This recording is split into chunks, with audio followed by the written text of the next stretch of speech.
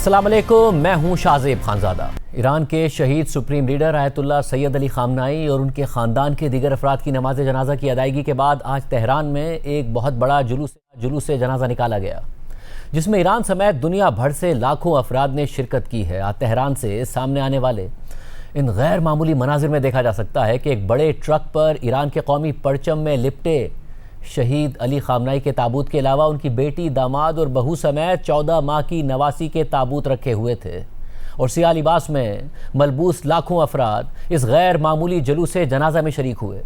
ईरानी सरकारी टीवी से नशर होने वाली हेलीकॉप्टर फुटेज में देखा जा सकता था कि तेहरान के आज़ादी स्क्वायर से शुरू होने वाला इंसानों का समंदर आज़ादी स्ट्रीट पर कई किलोमीटर तक फैला हुआ है और जुलूस के दौरान हज़ारों सोगवार शहीद अली खामनाई की मैयत वाले ट्रक को छूने की कोशिश करते रहे, जबकि बाज़ अफराद अपने रुमाल और दीगर अशिया ट्रक पर मौजूद अफराद की तरफ उछालते रहे ताकि वो उन्हें ताबूत से लगा दें। इस मौके पर शदीद गर्मी की वजह से फायर ब्रिगेड की गाड़ियों के जरिए हुजूम पर पानी भी फेंका जा रहा था ताकि शुरका को गर्मी से कुछ राहत मिल सके। इस दौरान शुरका की जानिब से अमरीकी सदर ट्रंप समेत अमरीका और इसराइल के खिलाफ नारे भी लगाए गए। 28 फरवरी को अमरीका और इसराइल के मुश्तरका हमलों के दौरान शहीद होने वाले ईरान के सुप्रीम लीडर अली खामनाई की नमाज जनाजा उनकी शहादत के तकरीबन 4 माह बाद इतवार को अदा कर दी गई थी।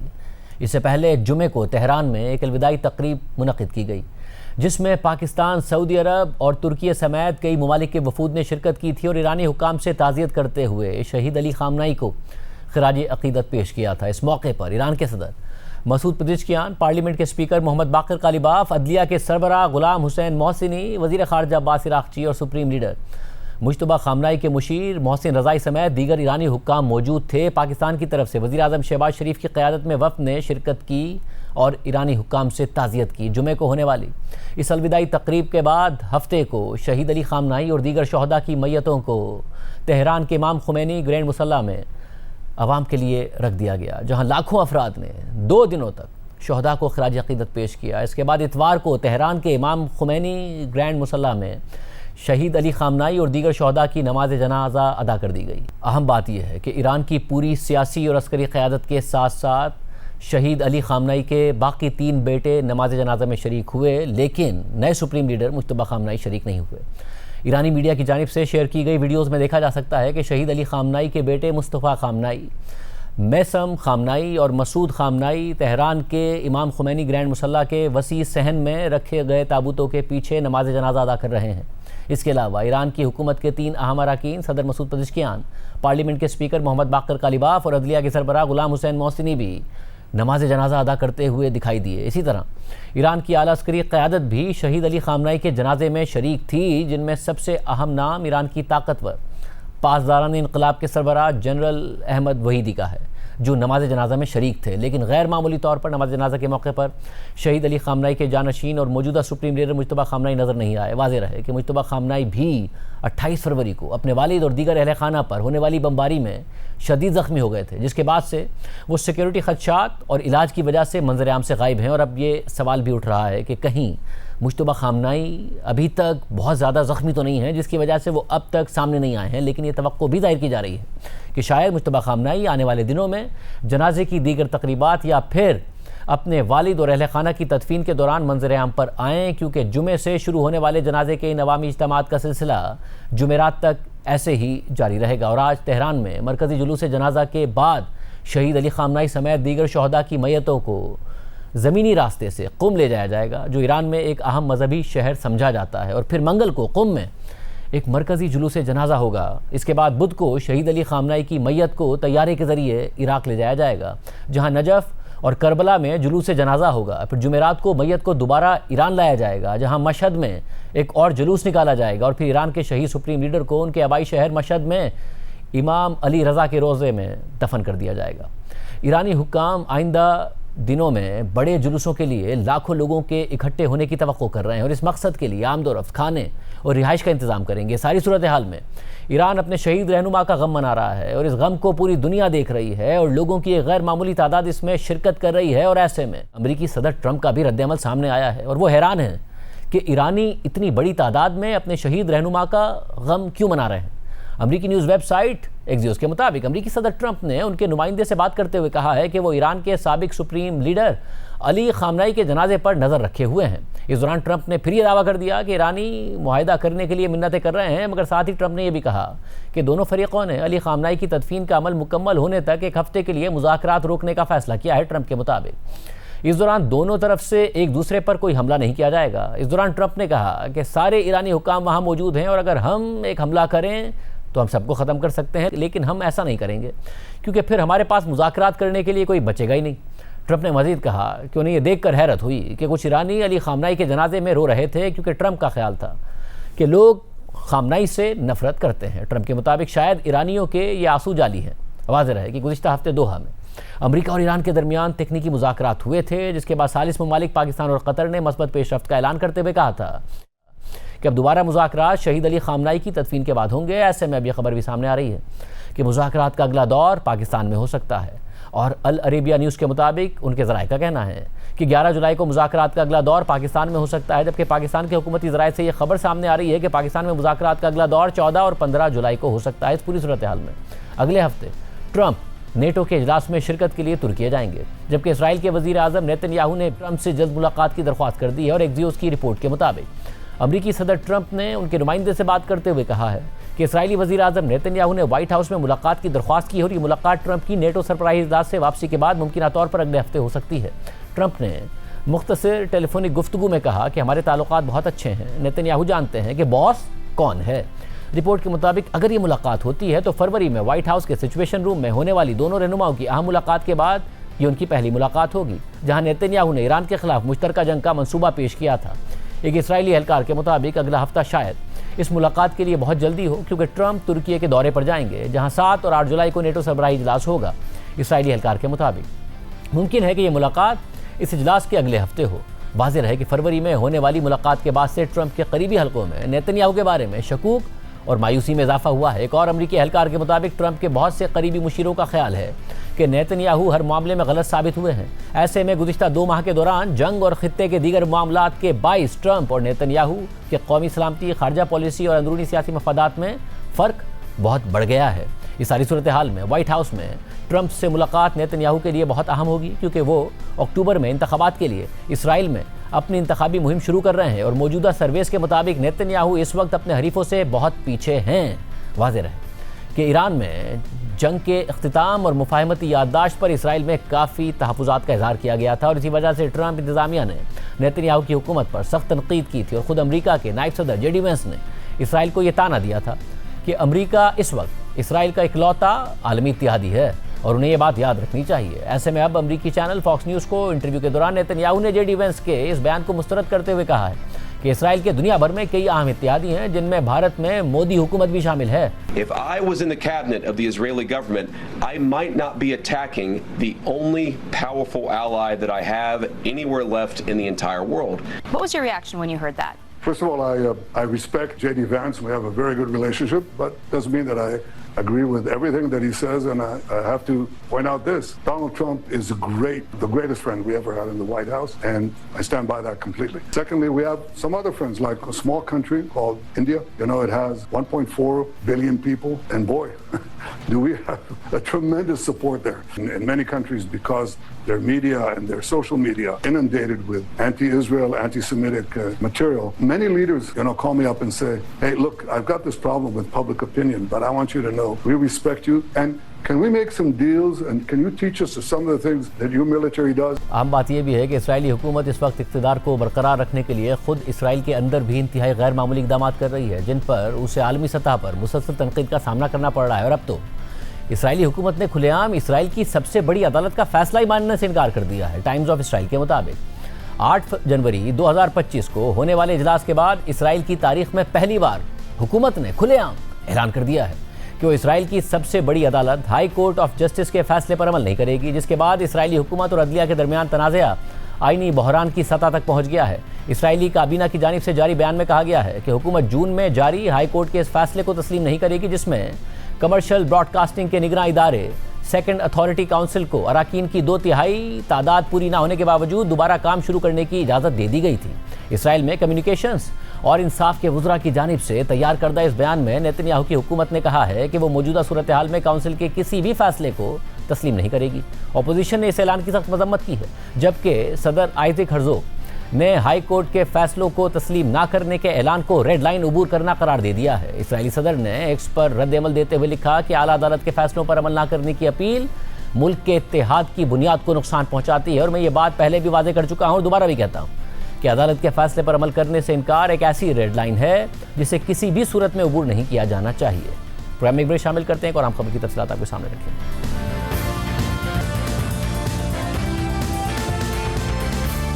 लाहौर में 2 गैर मुल्की खवातीन के अगवा और रेप के वाक़े के हवाले से नायब वज़ीर आज़म इसहाक डार के नवाज से रज़ा डार समेत 8 मुल्ज़िमान पुलिस के पास जिस्मानी रिमांड पर हैं। दोनों गैर मुल्की खवातीन, जिनमें से एक का ताल्लुक नीदरलैंड से है और दूसरी का ताल्लुक वेनेजुएला से है और वो स्पेन की रेजिडेंट हैं। ये दोनों खवातीन पाकिस्तान से जा चुकी हैं, मगर जाने से पहले उनका मेडिकल हुआ और मजिस्ट्रेट के सामने दफ़ा 164 का बयान भी रिकॉर्ड कराया गया, जो कानून के मुताबिक बहुत लाजमी था। और उसमें खवातीन ने मुल्ज़िमान पर रेप, अगवा बराए तावान, तशद्दुद और कत्ल की धमकियों के संगीन इल्ज़ामात लगाए हैं। और नुमाइंदा जियो न्यूज़ अहमद फराज की तफ्तीशी ज़राए से खबर के एक गैर मुल्की खातून को मुबैना रेप का निशाना बनाने वाले 3 मुल्ज़िमान का DNA मैच कर गया है। पुलिस ने 8 मुल्ज़िमान के DNA सैंपल्स क्रॉस मैच के लिए फॉरेंसिक लेबॉर्ट्री भिजवाए थे। बाकी मुल्ज़िमान के DNA सैंपल्स का मज़ीद तज्ज़िया हो रहा है और इस वक्त खवातीन के बयानात और मेडिकल रिपोर्ट के इर्द गिर्द तहकीकात हो रही हैं और पुलिस की तफ्तीश जारी है।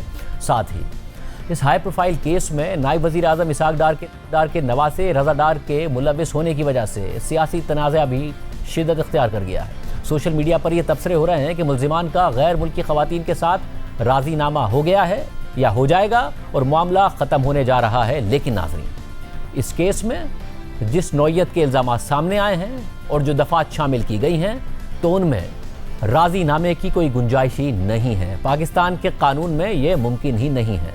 बल्कि अगर विक्टिम केस वापस लेना चाहे या मुल्ज़िम को माफ़ करना चाहे, तो भी रियासत बतौर फरीक केस को अपने तौर पर आगे बढ़ाने की पाबंद है। इसके अलावा रज़ा डार के फैमिली ज़राए ने जियो न्यूज़ से बात करते हुए मौक़िफ़ इख्तियार किया कि FIR में रज़ा डार पर रेप का इल्ज़ाम नहीं लगाया गया, जबकि गैर मुल्की खवातीन ने भी अपने बयान में रेप के हवाले से रज़ा डार का नाम नहीं लिया। ये भी फैमिली ज़राए ने कहा। मगर नाज़रीन, रज़ा डार ने खवातीन का बराह रास्त रेप ना भी किया हो तो भी वो रेप के कानून के मुताबिक इस इल्ज़ाम से बरी नहीं हो सकता, क्योंकि मुल्ज़िमान पर दफ़ा 375A लगाई गई है, जो गैंग रेप के मुल्ज़िमान पर लगाई जाती है। और इसमें लिखा हुआ है, इस दफ़ा में लिखा हुआ है कि सिर्फ रेप करने वाले ही नहीं, बल्कि इस अमल में शरीक तमाम अफराद को रेप का मुर्तकिब ठहराया जाएगा। इसके अलावा रज़ा डार की फैमिली ने यह मौक़िफ़ इख्तियार किया कि रज़ा डार तो खुद फ्रॉड का शिकार हुआ है, क्योंकि रज़ा डार ने इन खवातीन के साथ सरमायाकारी की थी और फिर उनको 2 महीने तक मुनाफा मिला और फिर मिलना बंद हो गया। और रज़ा डार ने खुद बताया था फैमिली को कि मेरे साथ धोखा हो गया है। लेकिन रज़ा डार की फैमिली के इस मौक़िफ़ से रज़ा डार पर ही सवालात उठ जाते हैं, क्योंकि अगर किसी के साथ फ्रॉड हो या किसी और जुर्म का वो शिकार हो जाए, तो इसका ये मतलब नहीं है कि वो भी उसी तरह जुर्म के ज़रिए जवाब दे। इस मुल्क में जंगल का कानून नहीं है कि कोई भी कानून हाथ में ले, खवातीन को अगवा कर ले, उनका बेदर्दी से रेप किया जाए, पैसे हथियाने की कोशिश की जाए और फिर फैमिली ज़राए ये कहते नज़र आएँ कि हमारा रज़ा डार तो खुद एक विक्टिम है क्योंकि उसके साथ तो फ्रॉड हुआ है। सिर्फ यही नहीं, इस केस में लाहौर पुलिस ने कार्रवाई तो की, मगर क्रेडिट लेने और वज़ीर आला पंजाब मरियम नवाज को क्रेडिट देने के चक्कर में खुद को तनाज़े में फंसा दिया। 2 जुलाई को शाम 6 बजे लाहौर पुलिस ने एक प्रेस रिलीज जारी करते हुए दावा कर दिया कि वज़ीर आला पंजाब का नोटिस और लाहौर पुलिस का तारीखी इक़दाम, अगवा होने वाली गैर मुल्की खवातीन महज 2 घंटे में बाहिफाजत बाजियाब, 4 मुल्ज़िमान गिरफ्तार। प्रेस रिलीज में मज़ीद लिखा गया कि वज़ीर आला पंजाब की खुसूसी हिदायत पर लाहौर पुलिस ने बर्क़ रफ्तार कार्रवाई करते हुए हॉलैंड और वेनेजुएला से ताल्लुक़ रखने वाली 2 गैर मुल्की खवातीन को अगवाकारों के चुंगल से बाहिफाजत बाजियाब करवा लिया है। हॉलैंड में मौजूद खातून के वालिद की जानिब से पंजाब पुलिस की इमरजेंसी हेल्पलाइन 15 पर मौसूल होने वाली कॉल पर फौरी रेस्क्यू ऑपरेशन शुरू किया गया। सेफ सिटी कैमरों और जदीद ऑपरेशनल प्रोटोकॉल्स की मदद से मुल्ज़िमान को ट्रेस करके 4 अफराद को गिरफ्तार कर लिया गया है। मुल्ज़िमान के खिलाफ थाना डिफेंस सी में $15 लाख तावान मांगने और ज़्यादती के इल्ज़ामात के तहत FIR दर्ज करके मुतासरा खवातीन का तिब्बी मुआयना करवाया जा रहा है, जबकि दीगर मुल्ज़िमान की गिरफ्तारी के लिए छापे जारी हैं। इसके अलावा जुमे को BBC से बात करते हुए DIG ऑपरेशंस लाहौर फैसल कामरान ने दावा कर दिया कि खवातीन को डिफेंस के इलाके से बाजियाब कराया था, लेकिन फिर पुलिस के मौक़िफ़ के बरखिलाफ हक़ाइक़ सामने आना शुरू हो गए। दोनों खवातीन को मुल्ज़िम रज़ा डार वहाँ से गाड़ी में बिठाकर एयरपोर्ट ले जा रहा था कि रास्ते में एक और गाड़ी से रज़ा डार की गाड़ी की टक्कर हो गई और दोनों खवातीन की गाड़ी से छलांग लगाने की सीसीटीवी फुटेज सामने आ गई, जिसकी बाद में दोनों खवातीन ने अपने बयान हल्फी में तस्दीक कर दी। यानी पुलिस ने खवातीन को डिफेंस से नहीं बल्कि एयरपोर्ट के रास्ते से इस वाक़े के बाद बाजियाब कराया था और ख़ुद खवातीन पुलिस तक पहुंची थीं। और जब यह हक़ाइक़ और सीसीटीवी फुटेज मंजर-ए-आम पर आई तो फिर कल प्रेस कॉन्फ्रेंस करते हुए डीआईजी ऑपरेशन फैसल कामरान ने तफसीली मौक़िफ़ दिया। शादरा वाले घर पे रेड हो रहा है, डिफेंस में रेड हो रहा है, लोगों को पता लगना शुरू हो गया कि इनकी बी पार्टीज में पुलिस पीछे पहुंच रही है। इमीडिएटली ये हुआ कि वो जो मुल्जिम था वो इन दोनों खवातीन को गाड़ी में बिठा के उनको ये कह के, जिसका सबूत 164 की स्टेटमेंट में लिखा हुआ है, उनको ये कह के कि जी बस ठीक है पैसे आ गए, आए मैं आपको छोड़ देता हूँ एयरपोर्ट। भट्टा चौक पहुँच के ये लड़कियाँ समझती हैं कि शायद ये एयरपोर्ट नहीं लेके जा रहा, वो गाड़ी से छलांग मारती हैं और निकलती हैं। जैसे ही गाड़ी से निकलती हैं, इन लड़कियों का बाप, क्योंकि इन लड़कियों से राब्ते में होता है through voice message, WhatsApp, conference call होती है एएसपी डिफेंस की उसके कार्लोस से, और वो बेटी को भी ज्वाइन करता है बीच में, और वो बताती हैं कि हम यहाँ से निकल आएंगे और हम भाग आएंगे। अब सबसे पहला काम हो गया कि लड़कियाँ रिकवर हो गई। मुल्जिमान के हवाले से पुलिस मजीद तफसीलात भी फराहम कर रही है। डॉन अखबार में सहाफ़ी आसिफ चौधरी की खबर के मुताबिक गिरफ्तार मुल्जिमान में एक सीनियर वफाकी वजीर के 2 रिश्तेदार शामिल हैं। एक बदमाश जिसे गैर मुल्की खवातीन ने अपने बयान में बॉस करार दिया है, वो और 3 सिक्योरिटी गार्ड्स भी गिरफ्तार अफराद में शामिल हैं। केस की तहकीकात से मुंसलिक एक एहलकार ने बताया है कि बॉस को पुलिस ने DHA फेज़ 9 से जख्मी हालत में गिरफ्तार किया और ये जराइम पेशा शख्स है जो अगवा बराए तावान जैसे जराइम में मुलविस रहा है। एहलकार ने मजीद बताया कि जब पुलिस DHA में बॉस नामी शख्स के किराए के विला पर पहुंची तो मुलजिम ने मुबैना तौर पर घर की दूसरी मंजिल से छलांग लगा दी। ताहम वो जिंदा बच गया, लेकिन उसकी कई हड्डियां टूट गईं। मुख्तसर तफ्तीश के दौरान मुलजिम ने पुलिस को बताया कि दीगर साथी मुलजिमान की जानिब से खवातीन को तावान के लिए अगवा करने के मुबैना मंसूबे पर अमल दरामद के लिए निजी सिक्योरिटी अमले को मुनज़्ज़म करने में उसने अहम किरदार अदा किया था। पुलिस ने उसके फ़ोन से मुबैना रेप करने वाले मुल्जिमान और दीगर मुल्जिमान के साथ होने वाली गुफ्तगू का रिकॉर्ड भी हासिल कर लिया है, जिससे इस बात की तस्दीक हो गई है कि ये वही शख्स था जिसका गैर मुल्की खवातीन बॉस के तौर पर अपने बयान में नाम ले रही थी। केस से वाबस्ता एहलकार ने मजीद बताया कि पुलिस ने मुल्जिमान को उस वक्त गिरफ्तार किया कि जब वो खवातीन को एक गाड़ी में किसी नामालूम मकाम पर ले जा रहे थे। खबर के मुताबिक एक सीनियर वजीर से करीबी ताल्लुक़ रखने वाला मरकजी मुल्जिम यानी रज़ादार पहली दफ़ा 2025 में सिंगापुर में होने वाली एक कॉन्फ्रेंस में मुतासरा खवातीन में से खातून से मिला था, जहां दोनों ने क्रिप्टो करेंसी का कारोबार शुरू करने का फैसला किया था। रज़ादार ने $60,000 की सरमायाकारी की और बदले में $20,000 मुनाफा हासिल कर लिया। फिर दिसंबर 2025 में रज़ादार ने $5 लाख की सरमायाकारी कर दी, लेकिन अपनी दूसरी सरमायाकारी के बदले में उसे कुछ नहीं मिला, जिसके बाद मुल्जिम ने मुबैना तौर पर खातून को सबक सिखाने का फैसला किया और उसे एक और बड़े कारोबारी मुआहदे के लिए पाकिस्तान आने का कहा, जिसके बाद उसने मुबैना तौर पर अपने एक और रिश्तेदार को, जिसे पुलिस ने गिरफ्तार भी कर लिया है, उसे एक डमी इन्वेस्टर के तौर पर पेश करने के लिए तैयार किया। पुलिस एहलकार के मुताबिक इस कारोबारी मुआहदे के लिए खवातीन 26 जून को इस्लामाबाद पहुंची और 29 जून को लाहौर आईं, जहां उन्हें मर्जी के बगैर हब्से बेजा में रखा गया। ताहम नून लीग से ताल्लुक़ रखने वाले रहनुमा इसे डाउन प्ले करने की कोशिश कर रहे हैं। गुज़िश्ता रोज़ न्यूज़ के प्रोग्राम नया पाकिस्तान में बात करते हुए वज़ीर आज़म के मुशीर सेनेटर राना सनाउल्लाह ने कहा कि मामले को ख्वाह उछाला जा रहा है और नॉन इशू को इशू बनाया जा रहा है। नायब वज़ीर आज़म इसहाक़ डार की वजह से इसे उछाला जा रहा है। इस मामले को खामखा जो है वो उछाला जा रहा है और एक नॉन इशू को इशू बनाने की कोशिश हो रही है हमारे इसहाक़ डार में, और उस हवाले से इस मामले को दाएं बाएं से खींच के जो है एक ऐसी सूरत में लाया जाने की कोशिश की जा रही है कि उन तक जो है वो इसके असरात पहुँचे। घटिया ज़हन है वो कि जो खास मोटिव के तहत जो है वो इस मामले को उछाल रहे हैं। आपने कहा राना सनाउल्लाह साहब कि ये एक नॉन इशू को इशू बनाया जा रहा है, लेकिन एक आम शख्स होता अगर और आम मुल्जिम होता, उस पर ये इल्ज़ाम कोई गैर मुल्की खवातीन लगाती, तो क्या इस मामले को भी ऐसे ही डील किया जाता? तो इसकी अहमियत ही कोई ना होती, इस मामले को कोई पूछता ही ना। ये केस नॉन इशू तो बिल्कुल नहीं। इनफैक्ट अगर इस केस में रज़ादार मुल्जिम नामजद ना होता तो पंजाब पुलिस के अपने तरीक़ाकार और माजी के वाक़यात के मुताबिक तो रज़ादार और बाकी मुल्जिमान का अभी तक इनकाउंटर हो गया होता, क्योंकि गुज़िश्ता 1.5 साल से इस नौइयत के केसेस CCD अपने तरीके से डील करती नजर आई है। कल जब यही सवाल DIG ऑपरेशंस लाहौर फैसल कामरान से किया गया तो उन्होंने जवाब दिया कि इस केस में रेप की दफ़ा भी शामिल है, जो वफाकी कानून के तहत आता है, इसलिए ये केस CCD को नहीं दिया गया। इतना ये बड़ा मामला था, इससे मिलते जुलते तमाम केसेस जो है वो CCD डील करती है। आपसे ये सवाल आज हुआ भी था प्रेस कॉन्फ्रेंस में, लेकिन उसका जो जवाब आपकी तरफ से आया था वो कि बहुत ज़्यादा सेटिस्फैक्टरी नहीं था, कि आपने कहा जी हमने SSOIU को हमने दे दिया है, CCD को हमने नहीं दिया।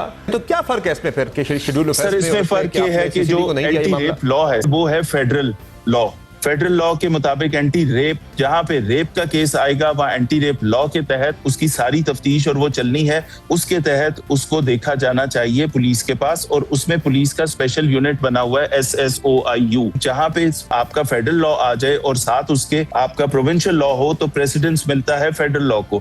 DIG ऑपरेशंस लाहौर फैसल कामरान का ये कहना कि रेप के मामला CCD के दायरे अख्तियार में नहीं आते, इसलिए ये केस CCD को नहीं भेजा गया, ये भी CCD के रिकॉर्ड और तरीक़ाकार के बरखिलाफ है, क्योंकि CCD पर तो इल्ज़ाम ही यही लगता है कि वो तो किसी कोर्ट कचहरी या कानून के चक्कर में नहीं पड़ती और मावरा अदालत मुल्ज़िमान को कत्ल करती है और ज़्यादातर ऐसे ही केसेस और मुल्ज़िमान को डील करती है।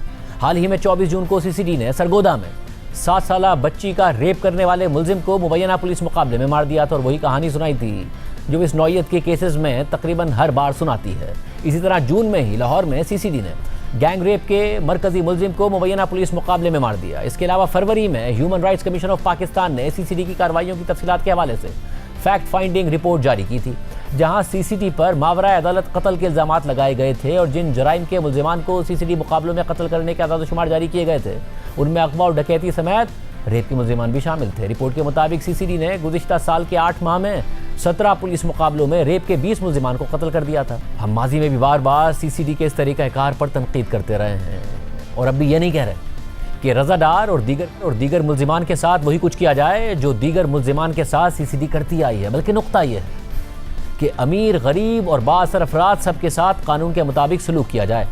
अगवा और रेप का निशाना बनने वाली गैर मुल्की ख़वातीन का मेडिकल कराया जा चुका है।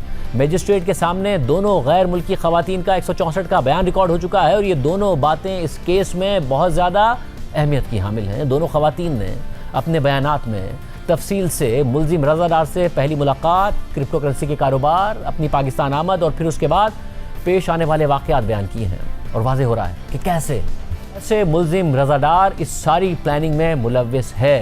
ये बयानात हम आपके सामने रखने जा रहे हैं। बच्चे, हसास दिल के अफराद या ऐसे किसी भी वाक़े से मुतासरा शख्स प्रोग्राम का ये हिस्सा ना देखें। नीदरलैंड से ताल्लुक़ रखने वाली स्टेफनी एंड्रियाना ने अपने बयान हल्फी में कहा है कि हमें पाकिस्तान में मोहम्मद अहमद रज़ादार नामी शख्स ने दावत देकर बुलाया था। अक्टूबर 2025 में सिंगापुर में मुलाकात के बाद से वो हमारा कारोबारी शराकतदार था।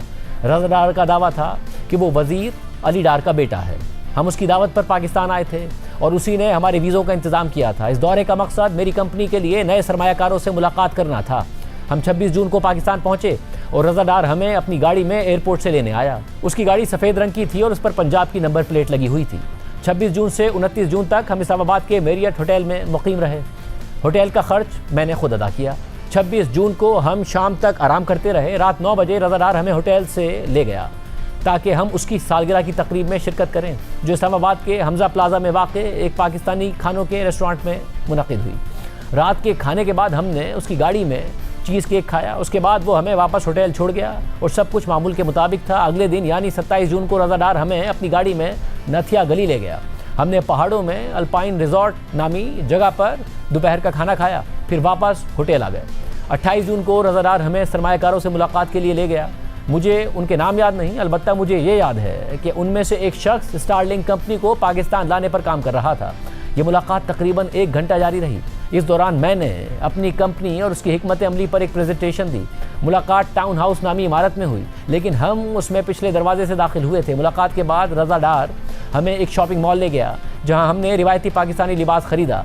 इसके बाद हम रेस्टोरेंट गए जहां हमने रात का खाना खाया और वहां के मंजर से लुत्फ़अंदोज़ हुए। फिर हम वापस होटल आ गए। जहां भी मैं लफ्ज़ हम इस्तेमाल कर रही हूं उससे मेरी मुराद मैं और एस्टर गैब्रिएला हैं। अगले दिन यानी 29 जून को रज़ादार शाम 4 बजे हमें होटल से लेने आया और हम गाड़ी के ज़रिए लाहौर रवाना हो गए। हम तकरीबन शाम 7:45 पर लाहौर पहुँचे। हम रज़ादार के कज़न के घर उसकी आंटी की सालगिरह में शिरकत के लिए जा रहे थे। रात 8:15 पर हम रज़ादार के कज़न के घर पहुँच गए। मैंने देखा कि घर जदीद तर्ज का था और हाल ही में उसकी तज़ीन व आराइश की गई थी। रज़ा अपनी आंटी के लिए एक केक लाया था जिस पर लिखा था हैप्पी बर्थडे आंटी शमीम, रज़ा और स्टेफ की तरफ से। हम घर के अंदर गए तो वहाँ कोई मौजूद नहीं था, ना आंटी ना कज़न। टीवी पर स्पेनिश म्यूज़िक चल रहा था और मेज़ पर ड्रिंक्स रखी हुई थी। तकरीबन 15 मिनट इंतज़ार करने के बाद 4 आदमी अचानक अंदर आ गए। उनके पास असलहा और रस्सियाँ थीं। उन्होंने जारहाना अंदाज में मेरे हाथ पीछे बांध दिए। वो चीख रहे थे और मुझे और एस्टर को मार रहे थे। जबकि रज़ादार भी खुद को मुतासरा शख्स जाहिर कर रहा था। चंद मिनट तक तशद्दुद करने के बाद उन्होंने कहा कि उन्हें पैसे चाहिए। पहले उन्होंने $2 लाख मांगे, फिर $7 लाख मांगे, इसके बाद $10 लाख मांगे, फिर $15 लाख मांगे और आखिर में $20 लाख का मुतालबा कर दिया। मैंने कहा कि मेरे पास उन्हें देने के लिए इतनी बड़ी रकम नहीं है, लेकिन उन्होंने इसरार किया कि अगर रकम ना दी गई तो वो मुझे कत्ल कर देंगे और मेरे जिस्म के आज़ा फ़रोख्त कर देंगे। उन्होंने मेरी तमाम चीज़ें ले लीं। वहाँ मौजूद तीनों आदमियों के पास राइफल्स थीं। वो पूरी रात मुझे और एस्टर्ड को मारते रहे। मुझे नीचे वाले बेडरूम में रखा गया, जबकि एस्टर्ड को ऊपर वाले बेडरूम में रखा गया। मेरे साथ कमरे में सिर्फ एक आदमी था जिसके पास राइफल थी। वो मुसलसल मेरे जिस्म को हाथ लगाता रहा।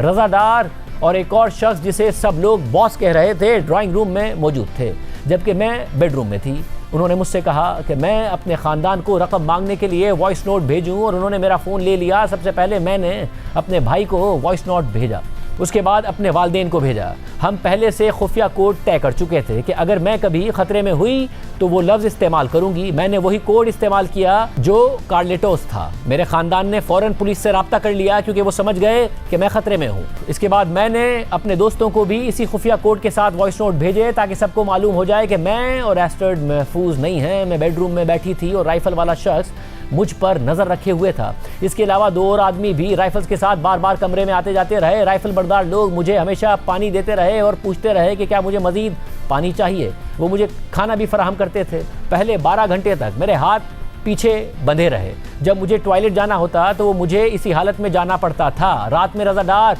और बॉस ने मेरे फ़ोन के ज़रिए $17,000 अपने क्रिप्टो वॉलेट में मुंतकिल कर लिए। 30 जून की सुबह तकरीबन 5 बजे रज़ादार मेरे कमरे में आया और उसने कहा कि जिन सरमायाकारों से हमारी 28 जून को मुलाकात हुई थी वो मेरी कंपनी में $30 लाख की सरमायाकारी करेंगे। उसने कहा कि 1 जुलाई को लाहौर में मुआहदे पर दस्तखत होने थे, लेकिन उन्होंने एतमाद के इज़हार के तौर पर इसी सुबह $8 लाख रज़ा को भेजने पर रजामंदी जाहिर कर दी थी। रज़ा ने मजीद कहा कि उसने ये रकम बॉस को दे दी है, लेकिन अब भी मुझे $7 लाख का इंतजाम करना होगा और मुझे अपने ख़ानदान और दोस्तों पर मजीद दबाव डालना चाहिए। दिन भर रज़ा मेरे कमरे में आता रहा और कहता रहा कि मेरे पास वक्त बहुत कम है, वरना वो सबसे पहले एस्टर्ड को कत्ल कर देंगे। राइफल बरदार लोग भी बार बार कमरे में आते और मेरे अंगूठे के निशान से मेरा फ़ोन खोलते और मुझसे मुख्तलिफ पासवर्ड्स मांगते थे। इसी दिन दोपहर के वक्त एक शख्स जो सियाह पाकिस्तानी लिबास पहने हुए था कमरे में आया और उसने ज़बरदस्ती मेरे साथ नाजेबा हरकत की। 30 जून की शाम राइफल वाला शख्स एक टूटे हुए आईने का इंतहाई तेज़ धार टुकड़ा लेकर आया। उसने उसे मेरे जिस्म पर रखा और मुझे धमकी दी कि वो मेरे जिस्म के हिस्से को काट देगा। मैं बार बार चीखती रही कि प्लीज़ ऐसा ना करो। उसने कहा कि अगर वो जिस्म का एक हिस्सा नहीं तो दूसरा हिस्सा काटना शुरू कर देगा और उसने वो तेज़ धार टुकड़ा मेरे नाजुक जगह पर रख दिया।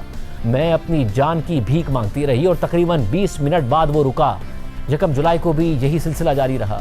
उन्होंने मुझे दोबारा मेरी वालदा के लिए उसी तर्ज के वॉइस नोट भेजने पर मजबूर किया और अब वो मुझे मखसूस हिदायत के साथ वालदा को फ़ोन करने की भी इजाज़त देते थे। मुझे उस स्क्रिप्ट से हटकर कुछ भी कहने की इजाज़त नहीं थी। अगर मैं कोई गलत लफ्ज़ बोलती तो वो मुझे मारते और मेरे ऊपर राइफल रख देते थे। सियाह लिबास पहने हुए राइफल बरदार शख्स ने मुझसे जिनसी ताल्लुक़ कायम करने का मुतालबा किया। मैंने इनकार किया, लेकिन उसने ज़बरदस्ती करना शुरू कर दी। चूँकि मैं बहुत ज़ोर से चीख रही थी, इसलिए उसने पूछा कि क्या मैं वर्जिन हूँ। मैंने हाँ कह दिया, हालांकि यह सच नहीं था। मेरी इस बात के बाद वो शख्स वहीं रुक गया।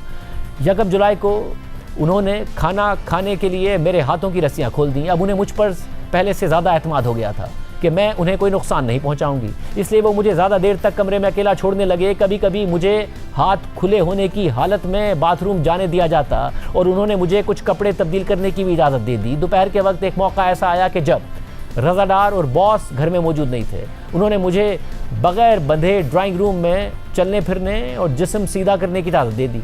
अपनी साथी एस्टर्ड को भी सीढ़ियाँ उतरते हुए मैंने देखा। उस वक्त में एस्टर्ड और 2 राइफल बरदार लोग ड्राइंग रूम और बेडरूम में निस्बतन आज़ादाना तौर पर चल फिर रहे थे। इस दौरान वो हमें कह रहे थे कि शाम तक हमें आज़ाद कर दिया जाएगा, इसलिए हम रज़ादार के वापस आने का इंतज़ार करते रहे। इसी दौरान एक मौके पर सियाह लिबास वाला शख्स एस्टर्ड को ऊपर ले गया। मैंने उसकी चीखें सुनी, फिर वो दोनों वापस नीचे आ गए। वो लोग अपने ख़ानदान और दोस्तों से वीडियो कॉल भी कर रहे थे, हमें भी वीडियो में दिखाते थे, हंसते थे, ज़्यादातर बातें उर्दू में करते थे। तकरीबन 3 घंटे बाद रज़ादार वापस आया और उसने कहा कि उसने तमाम रकम बॉस को अदा कर दी है और अब हम जा सकते हैं। उन्होंने हमारा सामान गाड़ी में रख दिया, लेकिन हमारे इलेक्ट्रॉनिक आलात और जेवरात अपने पास रख लिए, क्योंकि राइफल बरदार 2 आदमियों ने यही मुतालबा किया था। उन्होंने मुझसे कहा कि मैं बॉस और रज़ादार से इलेक्ट्रॉनिक आलात के बारे में कुछ ना कहूँ, इसके बदले में वो हमें महफूज रखेंगे। वो गाड़ी से बाहर निकल गए, जबकि हमारे सूटकेस और बैग्स रज़ादार की गाड़ी में रखे हुए थे। रज़ादार ने कहा कि हमें जल्दी निकलना चाहिए और उसने मेरा फ़ोन मुझे वापस दे दिया। मैंने फ़ौरन अपनी वालदा को फ़ोन किया और उनसे ऐसी जगह के बारे में पूछा जहां हम महफूज रह सकें। मेरी वालदा ने इसरार किया कि हम सीधे एयरपोर्ट जाएं। रज़ादार कह रहा था कि वो हमें एयरपोर्ट की तरफ ले जा रहा है, लेकिन मैं अपने मोबाइल फ़ोन पर रास्ता देख रही थी। हमें मालूम हो गया कि वो झूठ बोल रहा है। उसने किसी शख्स को फ़ोन किया, उसे जी बॉस कहकर मुखातिब किया और अपनी मौजूदा लोकेशन भी उसे भेज दी। वो बहुत आहिस्ता आहिस्ता गाड़ी चला रहा था, जबकि हम मुसलसल चीख रहे थे कि जल्दी एयरपोर्ट चलो। मेरी वालदा फ़ोन पर बार बार कह रही थी कि रज़ादार पर एतमाद ना करना। हम रज़ादार से दरख्वास्त करते रहे कि गाड़ी रोक दे ताकि हम बाहर निकल सकें, लेकिन उसने ऐसा नहीं किया। फिर हमारी गाड़ी आगे वाली गाड़ी से टकरा गई। रज़ादार ने मुख्तसर वक्त के लिए गाड़ी रोकी तो मैं और एस्टर्ड फ़ौरन गाड़ी से निकलकर चीखते हुए एक मैकेनिक की दुकान में घुस गए। एस्टर्ड ने हमारे पासपोर्ट उठा लिए, जबकि मैंने मोबाइल फ़ोन्स उठा लिए। मैंने अपने वालिदैन को फ़ोन करके पुलिस बुलाने को कहा। उन्होंने मुझे कई फ़ोन नंबर्स दिए, लेकिन इसी दौरान एक ट्रैफिक पुलिस एहलकार ने हमें बचा लिया और पुलिस को इतला दे दी। पुलिस आई और हम पुलिस की गाड़ी में बैठ गए। हम मुसलसल चीखते हुए उनसे दरख्वास्त कर रहे थे कि हमें फ़ौरन एयरपोर्ट ले जाएं। अपने शदीद सदमे की वजह से हमें पुलिस पर भी एतमाद नहीं था। हालांकि वो अच्छे पुलिस एहलकार थे। उन्होंने हमें पुरसुकून करने की कोशिश की और एयरपोर्ट की तरफ रवाना हुए। रास्ते में एयरपोर्ट के करीब उन्होंने गाड़ी रोकी तो मैं और एस्टर्ड दोबारा गाड़ी से निकल गए। इसी दौरान पुलिस की एक और गाड़ी वहाँ पहुँच गई, जिसमें उनके अफसर भी मौजूद थे। उन्होंने हमें वो शवाहिद दिखाए जिनसे मालूम होता था कि वो गुज़िश्ता 2 दिन से हमारे केस पर काम कर रहे थे। उन्होंने एक खातून पुलिस एहलकार को बुलाया ताकि वो हमें पुरसुकून करे। इसके बाद वो हमें पुलिस स्टेशन ले गए, जहां हमारे बयानात कलमबंद किए गए। इसी तरह दूसरी खातून एस्टर्ड गैब्रिएला रॉबिन्सन का हल्फ़े बयान में कहना था कि मेरे साथ भी वही कहानी पेश आई जो स्टेफनी ने बताई, लेकिन घर में क़याम के दौरान मेरा तजर्बा मुख्तलिफ था। पहली रात जब 4 आदमी राइफ़ल्स लेकर आए और हमें बांधकर कमरे में भेज दिया तो शुरू ही से काले लिबास वाला एक आदमी मेरे जिस्म को छू रहा था। उन्होंने मुझे कई बार चेहरे पर मुक्के मारे और जब स्टेफनी को कमरे से बाहर ले जाया गया तो काले लिबास वाले आदमी ने कपड़ों समेत मेरे साथ ज़बरदस्ती नाजेबा हरकत करना शुरू कर दी। फिर रज़ादार आया और पूछा कि कंप्यूटर और पैसा कहाँ है। मैंने कहा कि सब्ज़ बैग में है। फिर वो स्टेफनी को वापस लाए। रज़ादार कंप्यूटर के साथ आया और पैसे और पासवर्ड मांगने लगा। मैंने पूछा क्यों, तो राइफ़ल वाले आदमियों ने मेरे सर पर ज़ोर से मुक्का मारा। फिर उन्होंने मुझे कमरे से निकालकर दूसरी मंजिल के एक कमरे में डाल दिया। वहाँ एक और आदमी था जो राइफ़ल वालों से मुख्तलिफ था और बहुत अच्छी अंग्रेज़ी बोल सकता था। मैंने उससे पूछा कि क्या ये लोग हमें मार देंगे, तो उसने कहा कि ये इस बात पर मुनहसिर है कि अगर हमें पैसे दिए गए तो हम जिंदा रहेंगे, अगर ना दिए गए तो वो हमें मार देंगे। फिर वो आदमी नीचे चला गया और 3 आदमी कमरे में आ गए। एक बड़ी उम्र का आदमी राइफल उठाए हुए था। उसने बाकी 2 को कहा कि मेरे साथ रहें। इस लम्हे काले लिबास वाले ने फिर मेरा जिस्म छूना शुरू कर दिया। पहले कपड़ों के साथ नाजेबा अमल किया, फिर बगैर कपड़ों के ऐसा किया। इसी दौरान दूसरा कम उम्र लड़का कमरे के बाहर इंतजार करता रहा। फिर काले लिबास वाले ने दरवाज़ा खोला और दूसरे को अंदर आने दिया। वो सिर्फ उर्दू बोल रहे थे और उन्होंने कभी अंग्रेज़ी नहीं बोली। वो हंस रहे थे और मुझसे जिनसी ताल्लुक़ का मुतालबा कर रहे थे। मैंने कई बार इनकार किया।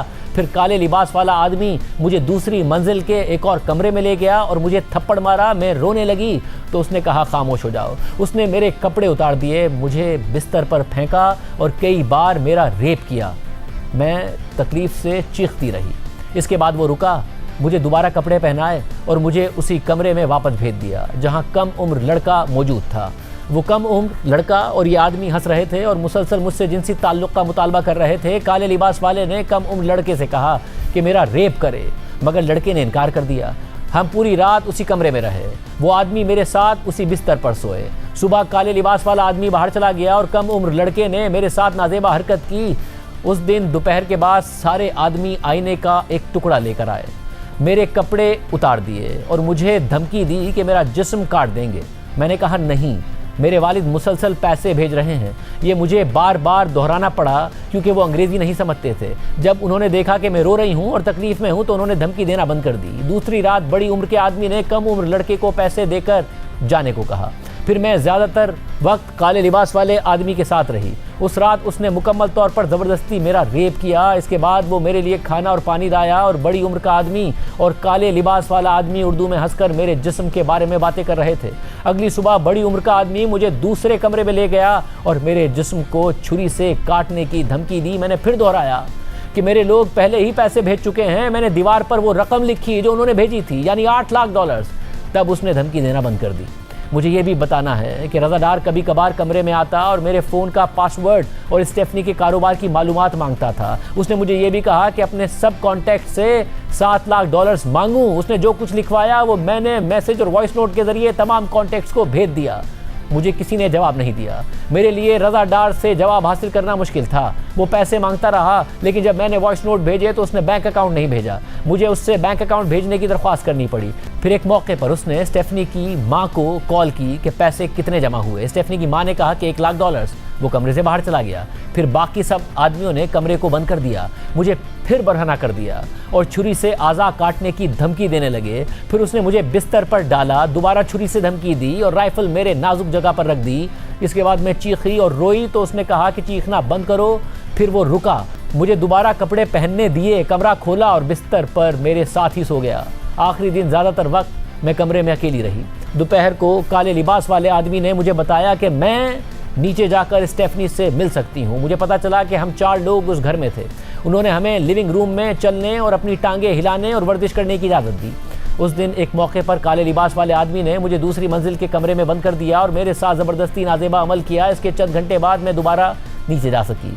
मैं और स्टेफनी उन लोगों के साथ लिविंग रूम में बैठ गए और वो लोग बातें कर रहे थे और अपने ख़ानदान को वीडियो कॉल कर रहे थे। उन्होंने वीडियो कॉल पर लोगों को राइफल्स और पूरा लिविंग रूम दिखाया। फिर उनके बॉस ने कॉल की और मुझे ऊपर जाना पड़ा। मैंने बेडरूम से सुना कि एक गाड़ी आई और ये रज़ा डार था। और काले लिबास वाले आदमी ने मुझे बताया कि मैं घर जा सकती हूँ। मेरे पास सिर्फ एक बैग था। रज़ा डार ने हमें बताया कि उसने पूरी रकम अदा कर दी है और हम आज़ाद हैं। रज़ा डार हमें घर से बाहर ले गया और गाड़ी चलाते हुए वो कुछ लोगों से उर्दू में बात कर रहा था। स्टेफनी गाड़ी में पीछे थी और मैं आगे थी और रज़ा गाड़ी चला रहा था। मैंने अपने पासपोर्ट उसकी बाएं टांग पर देखे और मैंने वो लेकर अपने कपड़ों में छुपा लिए, क्योंकि वो एयरपोर्ट की तरफ गलत रास्ते से जा रहा था। हम उससे लड़ रहे थे और गाड़ी तेज़ चलाने का कह रहे थे। मुझे पता चला कि उसने कुछ लोगों को लाइव लोकेशन भेजी थी। कॉल पर ये लोग उस पर चीख रहे थे और बता रहे थे कि बॉस दूसरी हिदायत दे रहा है। चूँकि वो गाड़ी तेज़ नहीं चला रहा था तो हमने उसे तेज़ चलाने को कहा तो उसने गाड़ी टकरा दी और स्टेफनी और मैं गाड़ी से कूद गए। स्टेफनी गिर गई और हम मदद और पुलिस के लिए चीखने लगे। सब लोग हमारे इर्द गिर्द जमा हो गए और उन्होंने ट्रैफिक पुलिस को बुला लिया। फिर हम फिल्टर हाउस नामी मैकेनिक की दुकान में घुस गए और उन्होंने असली पुलिस को बुलाने में हमारी मदद की। पुलिस आ गई, लेकिन हम सदमे में थे। हम उन पर भरोसा नहीं कर पा रहे थे। जब हम घर से बाहर निकले तो स्टेफनी पूरा वक्त अपने वालिदैन के साथ कॉल पर थी और पुलिस की हिदायत वालिदैन के जरिए मिल रही थी। लेकिन हमें यह भी खदशा था कि उसका फ़ोन हैक हो चुका है। आखिरकार हम इस पुलिस के साथ जाने पर राज़ी हो गए, क्योंकि ट्रैफिक पुलिस ने कहा कि वो उनके बॉस हैं। फिर उन्होंने हमें एयरपोर्ट ले जाने का वादा किया, लेकिन नहीं ले गए। रास्ते में उन्होंने गाड़ी रोकी और कहा कि गाड़ी में खराबी है, जो सच नहीं था। हम उस गाड़ी से भी कूद गए और एयरपोर्ट की तरफ भागने की कोशिश की, लेकिन दूसरी पुलिस की गाड़ी उनके अफसर के साथ आ गई। फिर उन्होंने हमें वो सारी तहकीकात दिखाई जो वो पिछले 2 दिनों से कर रहे थे। फिर एक और पुलिस की गाड़ी खातून पुलिस एहलकार के साथ आ गई। सब ने हमसे बात की और हम महफूज हो गए। मुझे ये भी बताना है कि हमने शुरू में रज़ा डार नामी आदमी पर भरोसा किया था, क्योंकि हम उससे सिंगापुर में एक क्रिप्टो करेंसी इवेंट में मिले थे।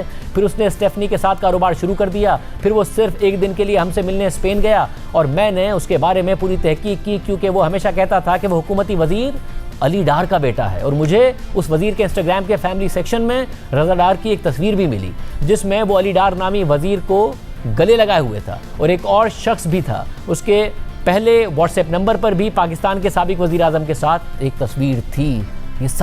ये सारा बयान हल्फी साबित करता है कि किस तरीके से रज़ा डार इस सारी वारदात में मुलविस है और ज़रूरत है कि मामला शफाफ तहकीकात के साथ आगे बढ़े। 164 का बयान हो गया है, मेडिकल हो गया है, मुल्ज़िमान गिरफ्तार हो गए हैं। अब भी शफाफ तरीके से मामला आगे बढ़ना चाहिए। आज के मामले में इतना, इजाज़त दीजिए। अल्लाह हाफ़िज़।